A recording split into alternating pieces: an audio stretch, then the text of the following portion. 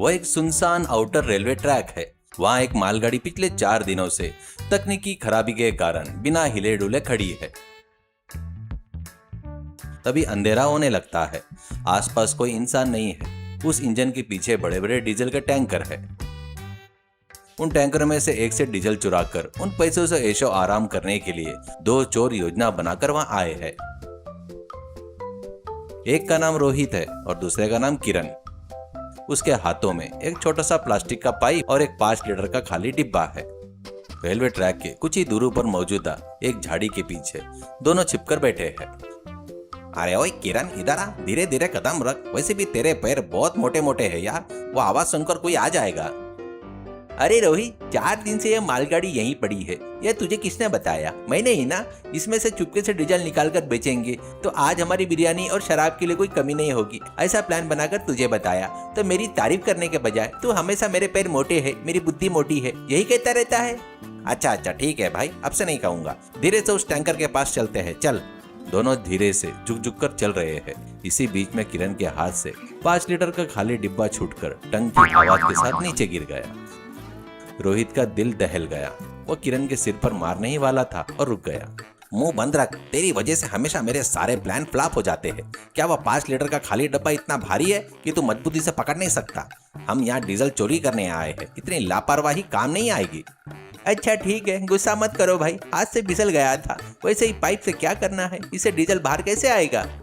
हाँ, साइंस नहीं पढ़ोगे तो ऐसा ही होगा। इस पाइप को उस टैंकर के अंदर डालना है और दूसरे छोर से मुंह से जोर से खींचना है। डीजल मुंह में आने से पहले पाइप को इस डिब्बे में डाल देना है। इसे साइंस प्रोसेस कहते हैं, पता है? इसी बीच उस ट्रेन की रखवाली करने वाला रेलवे वॉचमैन दारा सिंह हाथ में टॉर्च लिए उस तरफ आता दिखाई दिया। दोनों ने अपनी सांसें रोक ली और फिर से झाड़ियों में छिप गए। दारा सिंह ने अपना फोन निकाला और किसी को कॉल किया। हाँ, मैं आ रहा हूँ, क्या तुम पास ही में हो? हाँ, अभी देखो, इंजन का केबिन का ड्राइवर गहरी नींद में सो रहा है। मैं ट्रैक से उतरकर रोड की तरफ जा रहा हूँ। आखिर मैं टैंकरों का चौकीदार हूँ ना। अगर किसी ने ध्यान दिया कि मैं ड्यूटी पर नहीं हूँ तो मेरी नौकरी चली जाएगी, फिर तुरंत वापस ही आना होगा। फोन पर बात करते हुए तेजी से ट्रैक से उतरकर चला गया। यह देखकर रोहित बहुत खुश हुआ।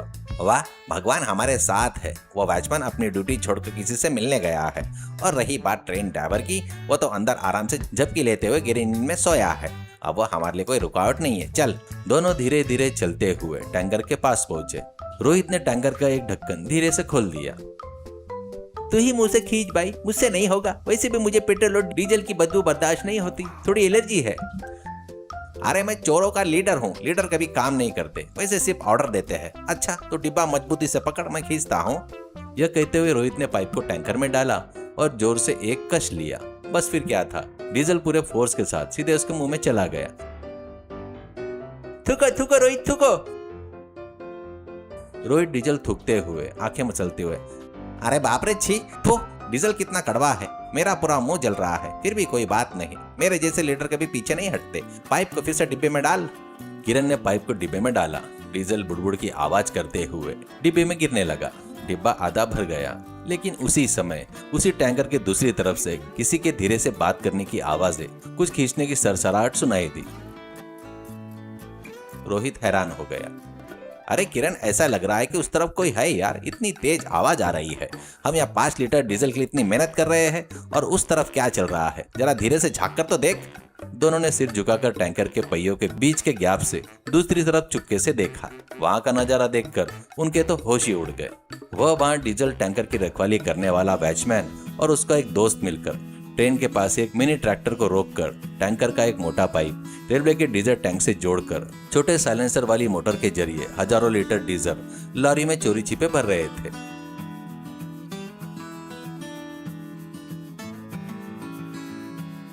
अरे रोहित, हम 5 लीटर का डिब्बा लाए हैं और ये लोग तो सीधे लॉरी का टैंकर लेके आ गए। ये तो हमसे भी बड़े चोर निकले।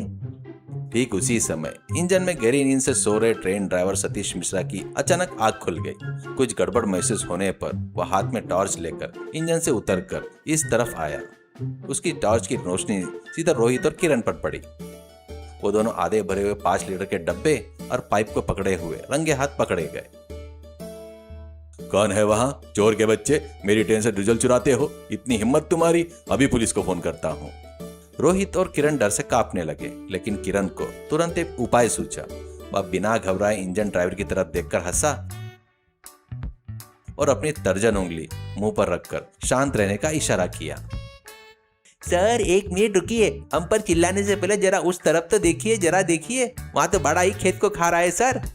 क्या बड़ा ही खेत को खा रहा है? क्या बकवास कर रहे हो तुम? सतीश मिश्रा ने गुस्से से पूछते हुए शक के दायरे में टैंकर के दूसरी तरफ टॉर्च की रोशनी डालकर देखा।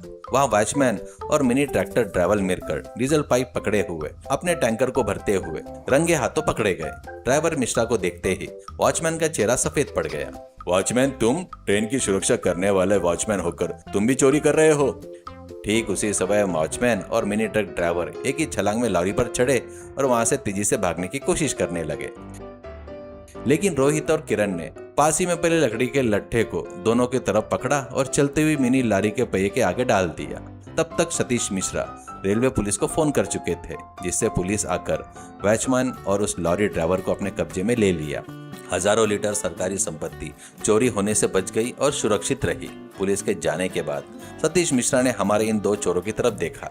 तो अब तुम्हारा क्या किया जाए? तो रोहित घुटनों पे बैठकर गिड़गिड़ाते हुए, सर हम अपनी ऐशो आराम के लिए एक छोटी सी गलती करने वाले थे, लेकिन आज इस बड़ी चोरी को देखकर हमारी आंखें खुल गई। हमारे डब्बे का डीजल भी हम इसी में वापस डाल देंगे। प्लीज सर हमें पुलिस के हवाले मत कीजिए। देखो, तुम्हारी वजह से आग बहुत बड़ी डकैती रुक गई। तुम गलती करने जा रहे थे, लेकिन अनजाने में ही सही तुमने दूसरों की चोरी पकड़वा कर रेलवे की संपत्ति बचाई है, इसलिए मैं तुम्हें छोड़ रहा हूँ। लेकिन याद रखना, चोरी चाहे छोटी हो या बड़ी, वह गलती होती है। मेहनत करके ईमानदारी से जीने में सम्मान मिलता है, वह चोरी में नहीं होता है। सच है सर, अब से हम कभी ऐसा नहीं करेंगे। कल से ही कोई काम धंधा करके अपने जीवन बसर करेंगे सर। ड्राइवर मिश्रा ने उन्हें कुछ पैसे की मदद की, सही रास्ते पर चलने की सलाह दी और वहां से विदा ले ली।